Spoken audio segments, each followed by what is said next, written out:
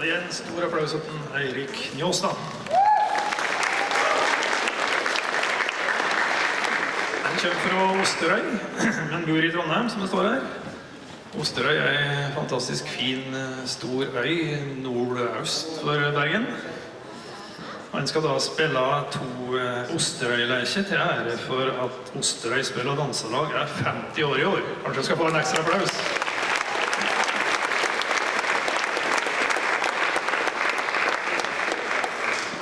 Da blir først en rærlender som heter Østhusen, etter Johannes Østhus.